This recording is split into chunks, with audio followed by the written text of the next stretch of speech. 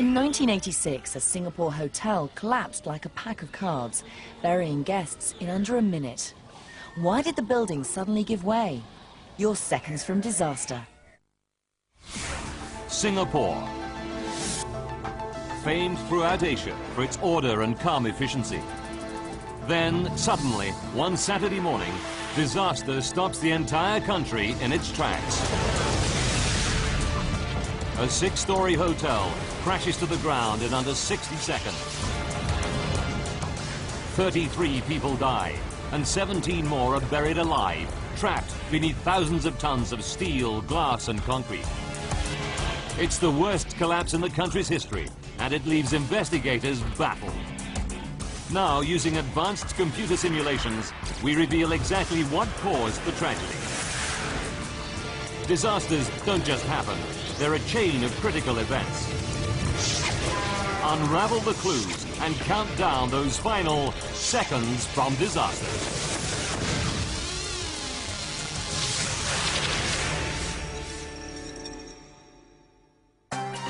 Asia. Singapore. Over 4 million people live crammed in a country the size of New York City. It's a dynamic, vibrant place that attracts people from all over the region and beyond, striving to make a better life for themselves in this English-speaking island of opportunity.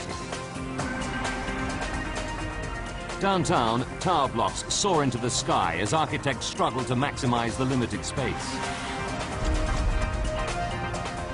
Much of it land reclaimed from swamp and sea. Even below ground, the city is teeming with activity as Singapore expands at breathtaking pace. Giant tunnels are bored by teams of engineers from all over the world, working on a new subway system that will connect the high-rise area with older and less prosperous districts like this one, Little India. 6 kilometers from downtown, this area is home to the manual laborers who support the booming economy. Here on Owen Road stands the Hotel New World, built in 1971.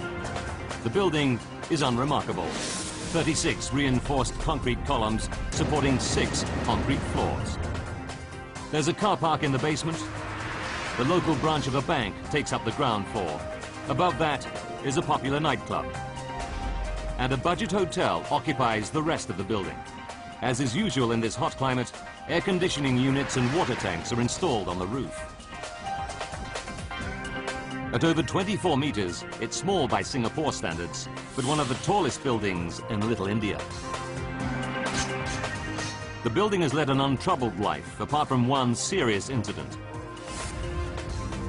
In 1975, when a gas leak poisoned 35 people.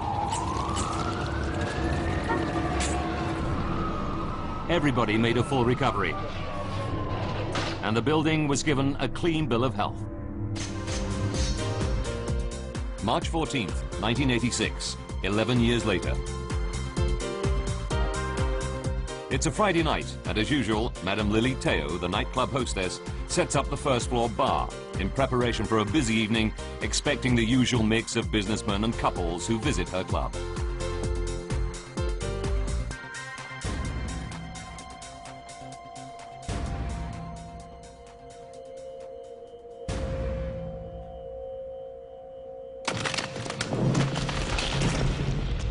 She's startled to see that a column on the dance floor has cracked. The time is 7 p.m. She decides to inform the building's owner. Shortly afterwards, with the nightclub now open, a couple of workmen start repairing the damage. No one pays much attention to them. By 9:15 p.m., the club is in full swing. In the staff dressing room, one of the girls checks her makeup.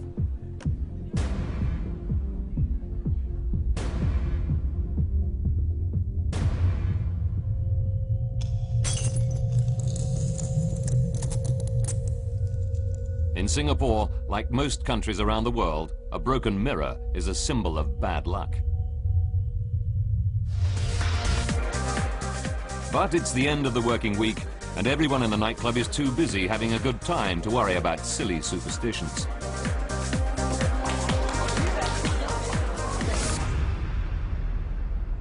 The next morning, Saturday, March 15th, 8 a.m. Cheong Cheng Guan, assistant manager of the ground floor bank, walks through the park with his childhood sweetheart. They were married 3 months ago, but he's been working so hard they haven't had time for their honeymoon yet. We were happily married and we actually planned a trip to Australia and New Zealand. As Cheong leaves for work, he says goodbye to his wife, Leong CC, knowing it's a big day for her. She's taking an important exam. I was having my final exam for a diploma. Cheong and I had planned to meet in the afternoon. As it's a Saturday, the bank will close at lunchtime, and the couple are planning on spending the rest of the day walking hand in hand through Singapore's busy streets. I was looking forward to Saturday afternoon after work, and then usually we will go out. 17 people work in the bank. It's a close, friendly team. As is common in Singapore, they take great pride in providing their customers with efficient service. 21-year-old Christina Fuhr has been working at the bank for just 3 months. This is my first job in the bank, and I enjoy it very much. Christina has never been up to the nightclub on the floor above, but she's sitting almost directly below the column on the dance floor that cracked the night before.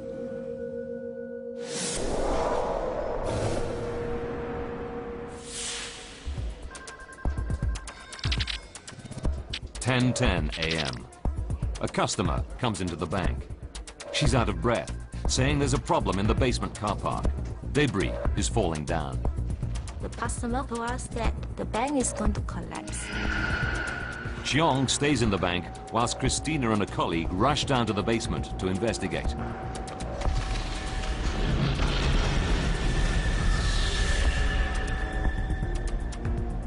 Although none of the cars are damaged, as they're leaving, they see 2 men in overalls working by a cracked column.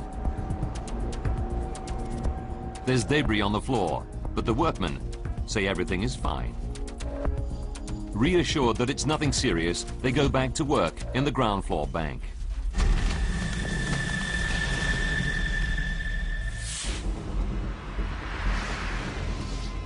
Two floors above, in the hotel reception, staff see cracks and fissures spreading across the wall. But down below, Cheong and Christina are unaware of any further problems.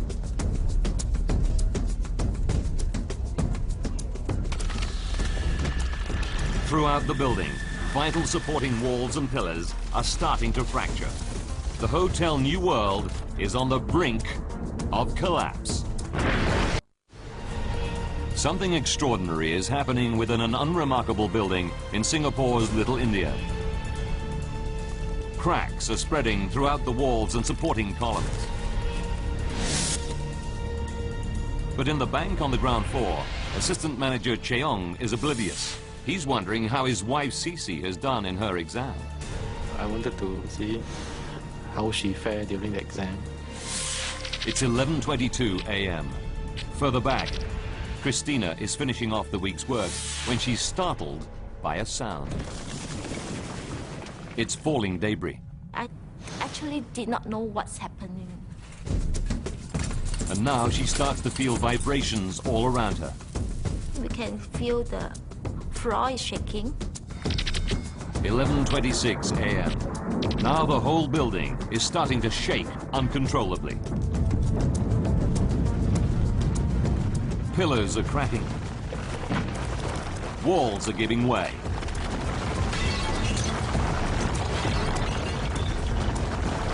An unstoppable, catastrophic collapse is set in motion.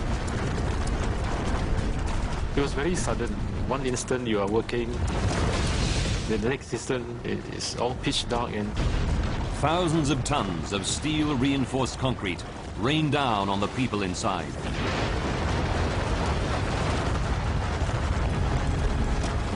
In one terrifying minute, the Hotel New World suffers total structural failure.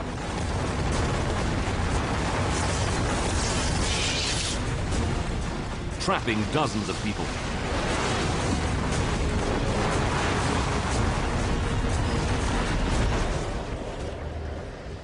What was once a local landmark and a place of work is now just a huge mound of rubble, surrounded by an enormous cloud of dust, visible for kilometers around.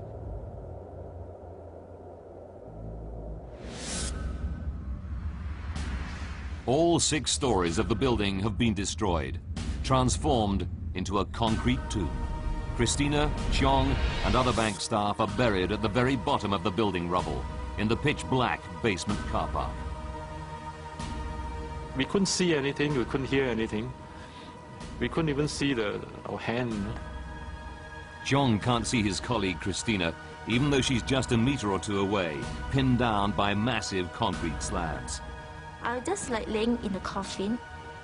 I couldn't move at all.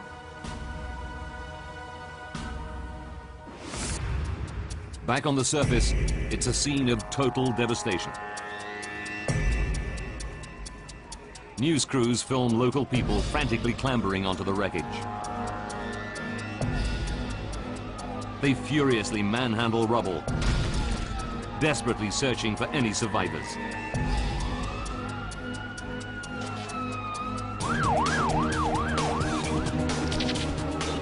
At 11:35 a.m. Within 8 minutes, emergency workers start arriving.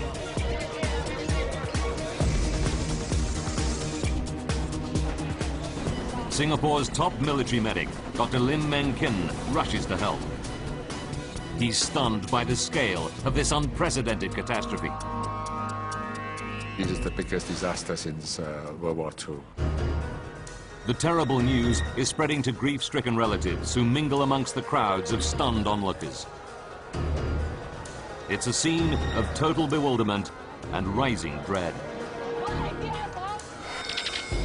Around noon, over half an hour into the disaster, Cheong's wife, Cece, arrives and realizes that her husband is buried somewhere inside the mountain of rubble. She has no way of knowing whether he's dead or alive. She finds her uncle, who happens to be a structural engineer, but he can offer her no real comfort.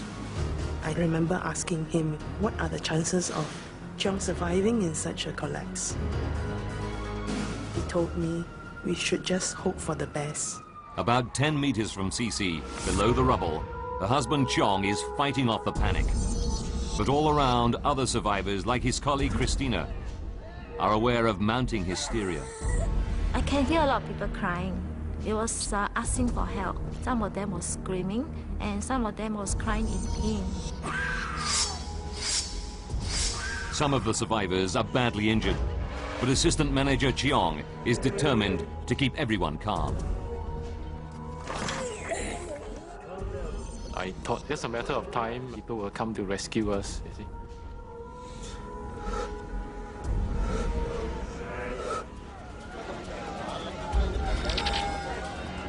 "12:30 p.m. About 1 hour after the collapse, back on the surface, there's good news.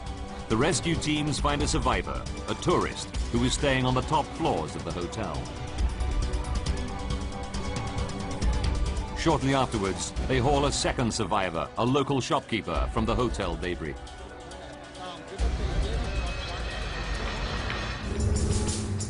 The rescuers hastily put together a list of all those known to have been in the building when it collapsed. They can account for everyone known to have been in the hotel on the top 4 floors.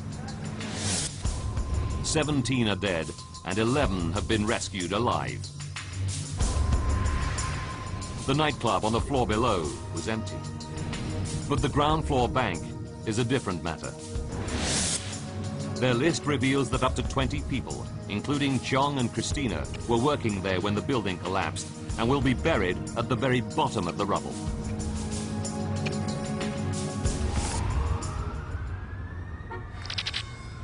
"11:30 p.m. 12 hours after the disaster, the rescue teams are working through the night trying to reach the bank. Heavy machinery hauls huge slabs of debris away from the top. But the rubble is very unstable and shifts dangerously.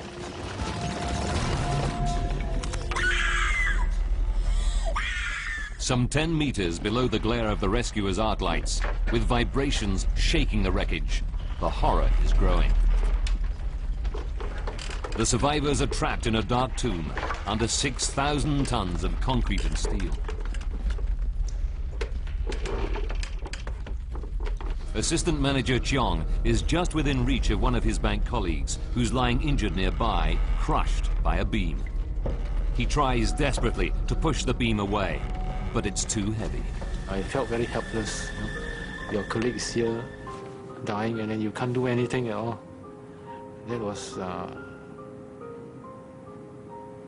bad.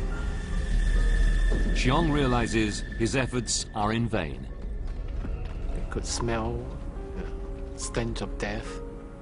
It's very sad. Your own colleague you have been working for so many years with, and all of a sudden he's gone. The crushed masonry is preventing the circulation of air. Oxygen is beginning to run out. Just a meter or two from Cheong, Christina is becoming desperate. I was thinking I'm still very young. I still got lots of things to do. And I'm not married yet. I can't just die like that.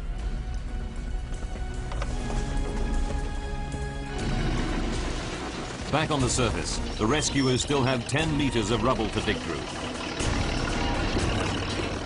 At this rate, it'll take days to reach Cheong and Christina.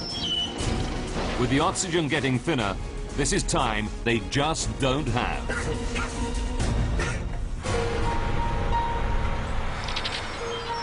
Midnight.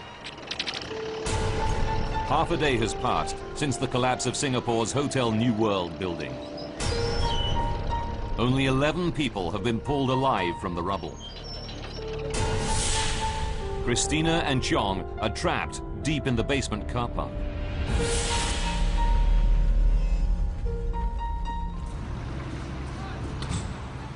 A team of Irish engineers working on the nearby subway construction is watching the rescue work. Subway tunneler Tommy Gallagher is especially concerned that the use of heavy machinery may be causing the rubble to shift and fall, potentially endangering the lives of any survivors buried at the very bottom of the mound. We kept saying to the senior people in charge, we think there is people in that building alive. And what you're doing here, you're going to kill them. They propose a radical alternative, abandoning the use of cranes to clear the rubble from the top, and instead tunneling deep into the foundations of the building to get survivors out. It's a very difficult decision, but around dawn the authorities give the green light to Tommy and his colleagues. The Irish engineers have no idea exactly where in the basement any survivors may be. After close examination of the building plans, they decide the quickest way to get into the car park is to break through ventilation shafts accessible from street level. A rescue camera reveals a scene of devastation. The tunnelers have to wade through knee-deep water and push past crushed cars. To their horror, they can smell petrol. They know a single spark could set up a devastating explosion. The car park is a death trap. That's what we were worried about. Any spark of a machinery would... The subway engineers have an agonizing wait whilst the water and petrol are pumped out.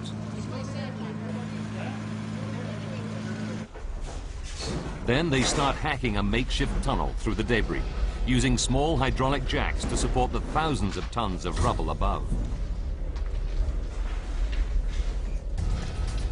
Sunday, 7 p.m. It takes 7 hours to tunnel 9 meters. The ground's so unstable above us, everything. We're just taking a chance, like. Then their worst fears are realized. It started to close in on us.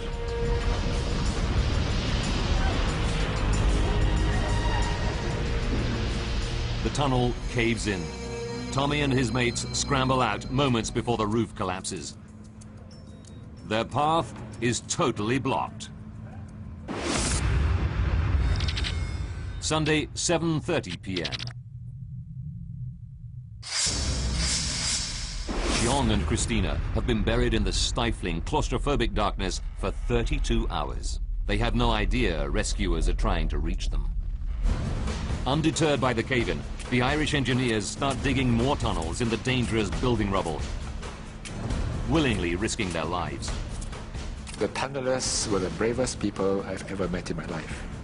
And the way they went about it, the spirit, it's a spirit that's very rare, really. Tunnels 2 and 3 are built from the southeast, but the subway engineers soon find their path blocked by huge slabs of debris. With Tunnel 1 still too dangerous after the cave-in, a fourth tunnel is dug northwards. It takes all night, but Tommy and his mates crawl under crushed cars and dig all the way around the exterior basement wall. We worked round the clock. We never went to bed. Monday, 7 a.m. Xiong and Christina have been trapped in the rubble for almost 2 days. They're losing track of time. We don't even know how many days we was trapped inside. I was just trying to keep alive because I have a lot of things to live for. Then, Xiong hears a noise. We could hear rumbling sounds, from the distance. Hoping that it's a rescue team, the bankers start tapping frantically on the beams that are trapping them.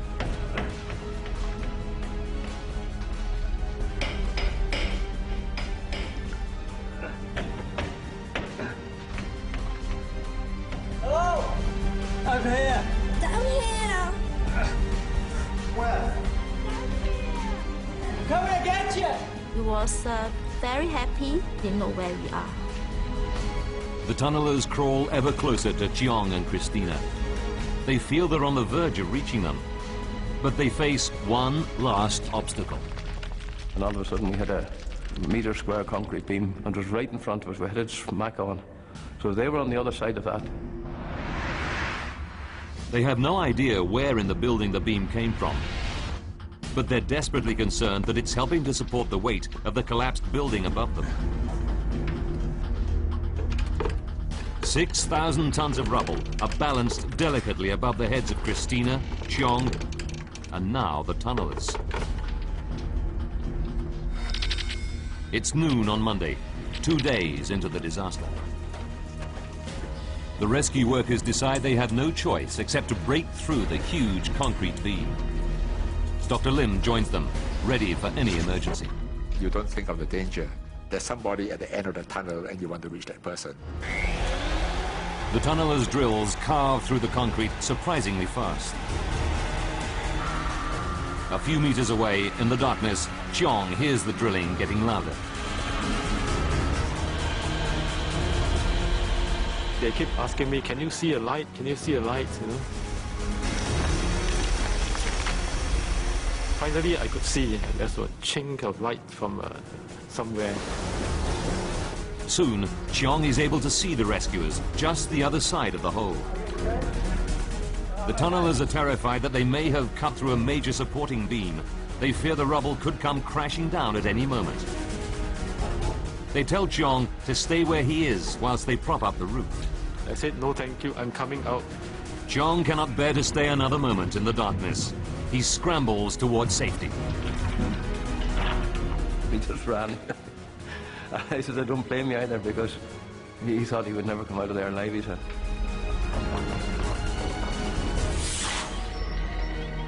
After 2 days, buried alive, Xiong is able to walk out into the daylight with just a few scratches. That was really a miracle. Christina is buried deeper in the rubble. It takes another 7 hours to rescue her.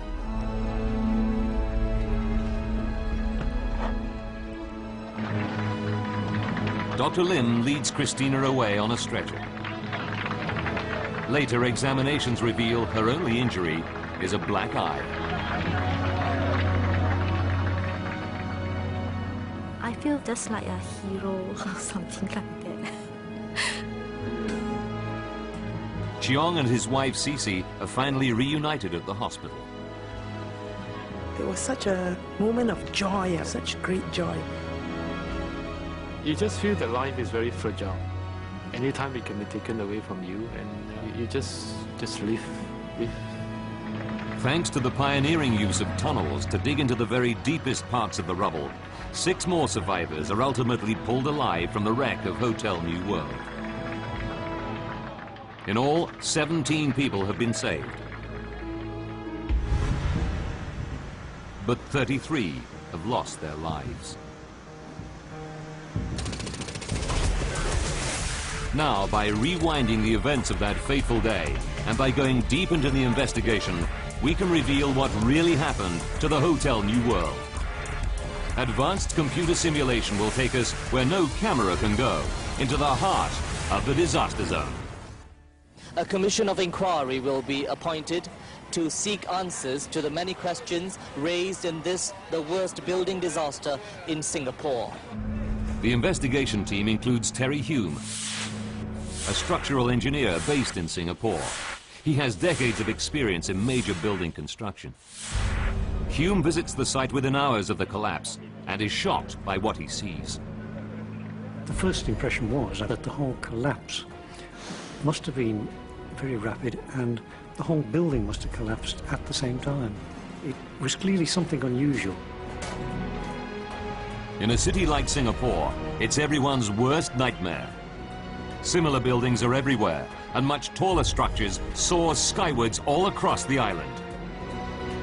The investigators need to find out why the Hotel New World collapsed, and fast. How did a 6-story reinforced concrete building collapse in fewer than 60 seconds? Until the investigators find out, the lives of millions who live and work in similar structures throughout Singapore could be at risk. The team interviews locals who remember that 10 years earlier, a gas leak knocked out 35 people at the hotel site. Could gas have escaped again, causing an explosion? Or worse, could there have been a bomb?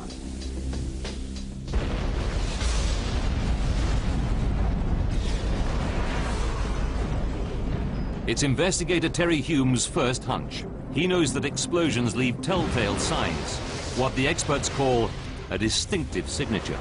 The immediate effect of the explosion is normally to certainly blow out the windows, possibly blow out the sidewall.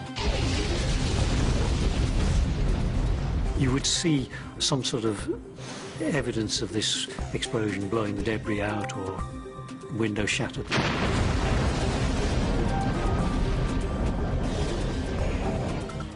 But the unique marks of an explosion, shattered glass and crushed rubble, blown hundreds of meters from the disaster site, simply do not exist.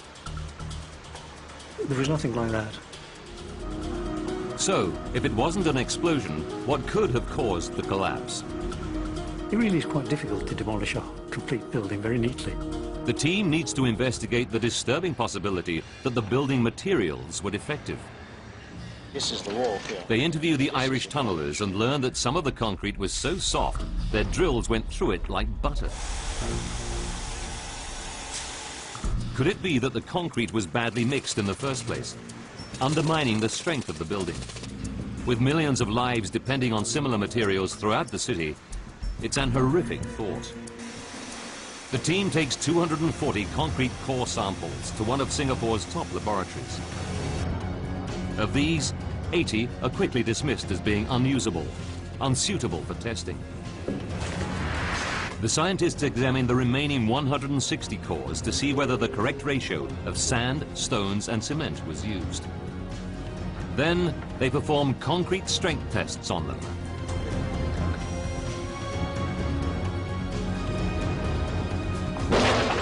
The cores do fracture, but only under very heavy loads. The materials they test meet internationally accepted safety standards. It was a disappointment because that was the easy solution. If the concrete had been poor quality, you'd have immediately had an answer to why it collapsed.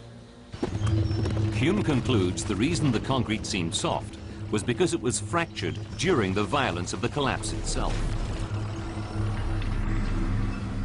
So, if it isn't defective building materials, what else could have caused the disaster? The investigators turn to another terrifying scenario, one that, like the concrete, could have implications for the entire city. They look at the land on which the hotel was built and discover, like much of Singapore, it used to be a swampy floodplain drained from the 19th century onwards. This was fine for the construction of small buildings, but like much of the booming city, the Hotel New World was significantly taller, bigger than anything built 100 years ago. If the reclaimed ground was unstable, could the collapse be just the beginning of an island-wide disaster?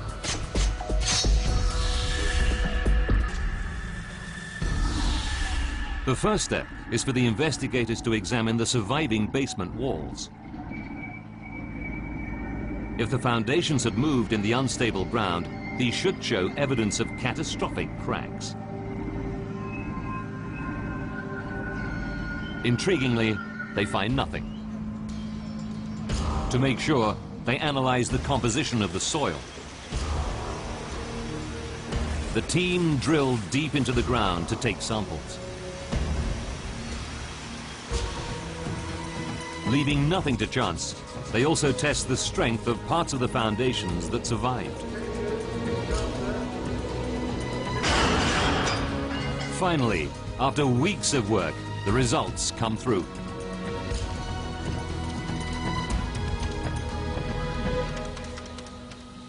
Although there was evidence of some small ground movements, the team is forced to conclude that it was not enough to have brought down the building.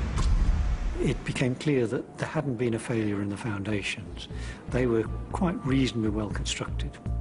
With yet another avenue closed, the team turned their gaze even further underground. Could the construction of Singapore's new subway have weakened the building's foundations and caused it to collapse? When you build an underground railway in any town, anything that goes wrong is immediately laid to the blame of the underground railway. Could the subway tunnellers be responsible for the disaster itself? It was a bit of a kick in the teeth to us, really, yeah. The investigators quickly establish that the closer of two nearby subway tunnels is less than a kilometre away. What effect could this have had on the building?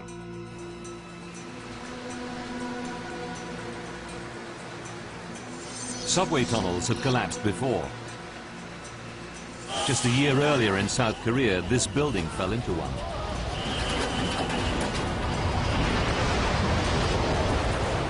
It only happened because the building was almost directly above the tunnel. But could there be an unknown mechanism by which the subway was responsible? The Singapore investigators measure the diameter of the tunnel and calculate the ground movements that vibrations would have caused. Even taking this into account, it seems an unlikely solution. Professor Jonathan Wood is a world expert who studied the dynamics of building collapses for over 20 years. If you are within 2 diameters of the tunnel, you can expect quite an effect. Here they were hundreds of yards away. The team concludes that the subway tunnels were simply not close enough to have been responsible for the collapse. Tommy and the tunnellers are in the clear. We knew it was something that happened, a freak accident, and that's exactly what it was. It's now clear that the collapse of the Hotel New World has not been caused by an explosion, by shoddy construction, by swampland, or by subway tunneling. But buildings don't just collapse. It's like a murder investigation. You must find who is responsible. The investigators know they must be missing a vital piece of evidence. It soon arrives from a very unlikely source. The nightclub. The police interview the women who were working in the first floor club the night before the collapse. The nightclub hostess tells them how, as she was setting up the bar, a pillar on the dance floor cracked. The investigators consult the building plans, which show this is column 26 out of a total of 36. They know that a failure of one supporting pillar should not have brought the entire building crashing down. Then they interview one of the girls who was working in the nightclub. She tells them how she was checking her makeup in the dressing room when the mirror shattered. The mirror was attached to another support pillar, column 32. The investigators now know that a second pillar was close to failure.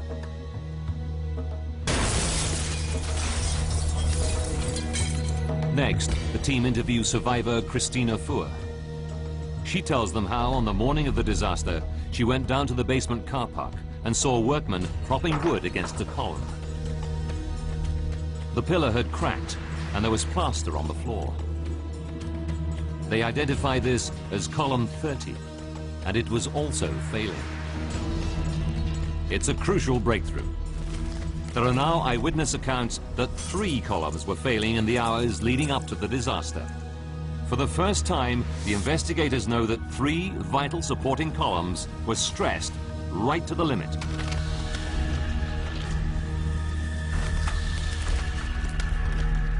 There had to be something very badly wrong with the building, but what could it be? As a last resort, the team starts looking at cutting-edge laboratory research into a little-known phenomenon that could provide the answer. When concrete is stressed to near breaking point, tiny cracks can start spreading deep within the heart of the material. Not only are these micro cracks, as they're called, potentially deadly, but frighteningly, they're invisible to the naked eye. You can only see them under a microscope. It's impossible to know for sure whether the crucial supporting columns of the Hotel New World were suffering from this dangerous disease. But if microcracks are ignored, they eventually cause the surface of pillars to fracture, greatly reducing the amount of weight they can support. At this point, the building would be on the verge of collapse. If the team is correct, like woodworm eating away timber from within, microcracking would have weakened the concrete columns in the building until they were effectively rotten.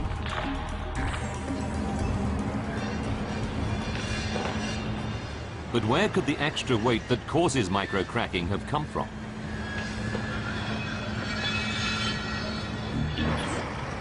As the site is being cleared, the investigators see massively heavy objects being pulled from the rubble. They examine the blueprints to see whether these were allowed for in the original plans and make a startling discovery. During the 15 years of its lifespan, the building owner added extra loads to the Hotel New World that were not part of the original design. The team learns that in 1975, the bank built a steel-reinforced strongroom weighing 22 tons on the ground floor.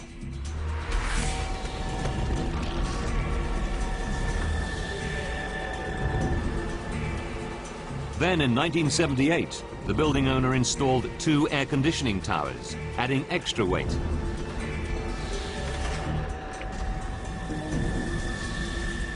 In 1982, to improve the building's lackluster appearance, workmen fixed heavy-duty ceramic glazed tiles to the exterior walls. The weight? Over 50 tons. Finally, in 1986, before the collapse, the building owner installed yet another air conditioning tower on the roof to make conditions in the sweltering Singapore heat more comfortable.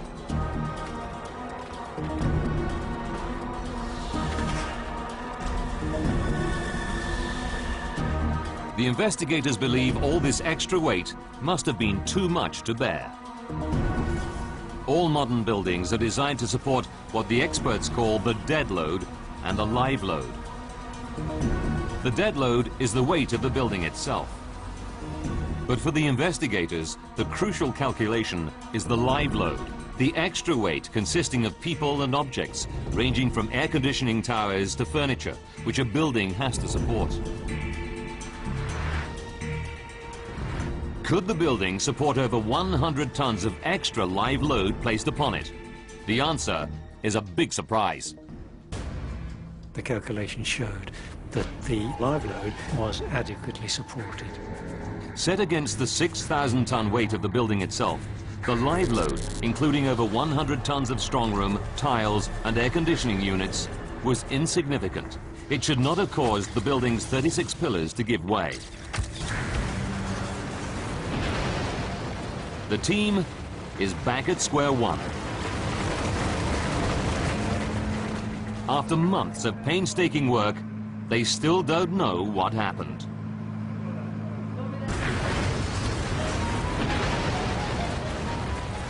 The team is certain they must have missed some vital clue that will enable them to understand why Singapore's Hotel New World collapsed. They return to the blueprints and pore over photos of the damaged columns again and again. Clutching at straws, they double-check the calculations made by the draftsman for the weight of the building itself, the dead load. What they find is a revelation, a fatal mistake that means for the entire 15 years after its construction, the building was on the verge of catastrophe. The amazing thing was, basically, this draftsman allowed for the live load, and he'd forgotten the dead load. It's an astonishing discovery, a schoolboy mistake.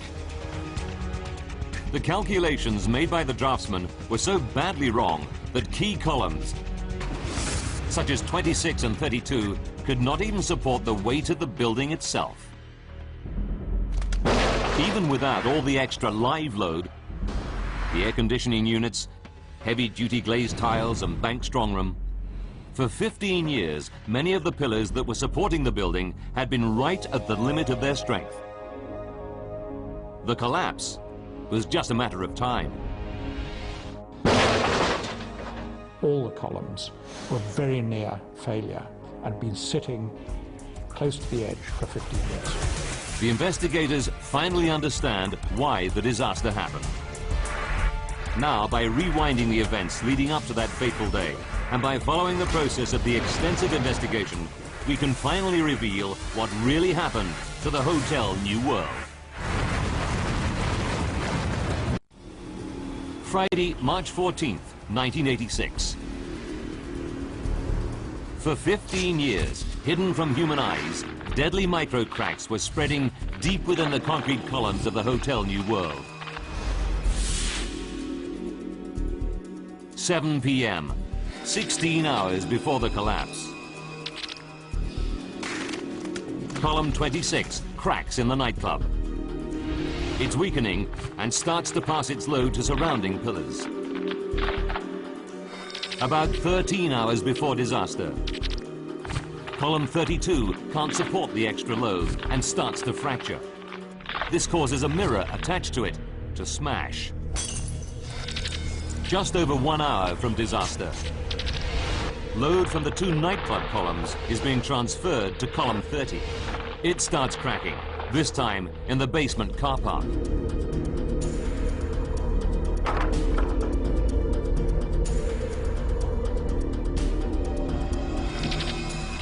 Four minutes before disaster.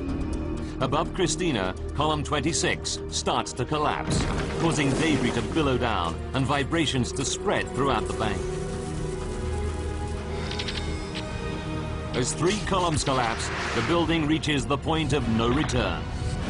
An unstoppable chain reaction is set in motion. If you've got your pack of cards and all you've got to do is knock one card out and all the other cards follow suit.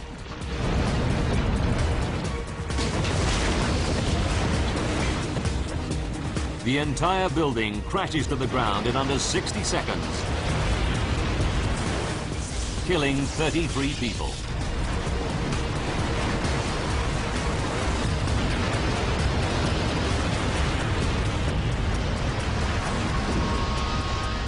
Tragically, the investigators now know there were plenty of warnings that the hotel was about to collapse. If the building owner had told the authorities that three columns were cracking, instead of ordering workmen to patch them up, disaster could easily have been averted. I believe any structural engineer would have immediately said that you needed to evacuate the building. 33 lives could have been saved.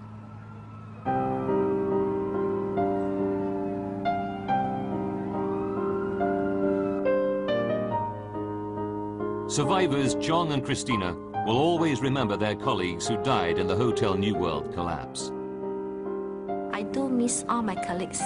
They are the best that I ever had. But they will also never forget the courage of the subway tunnelers.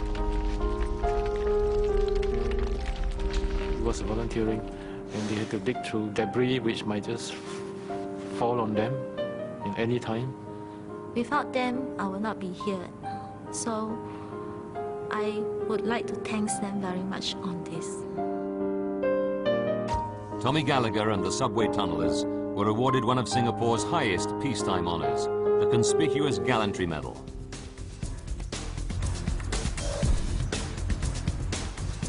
Lessons have been learnt from the tragedy. Singapore completely overhauled its building regulations to ensure that all dead and live load calculations made by architects would in future be independently checked, a crucial extra safeguard that has been adopted by many other countries. Like many cities, Singapore continues to build ever upwards. Mercifully, building collapses are a rare event both in Singapore and throughout the world. But when they happen, the courage and dignity of ordinary people shine through.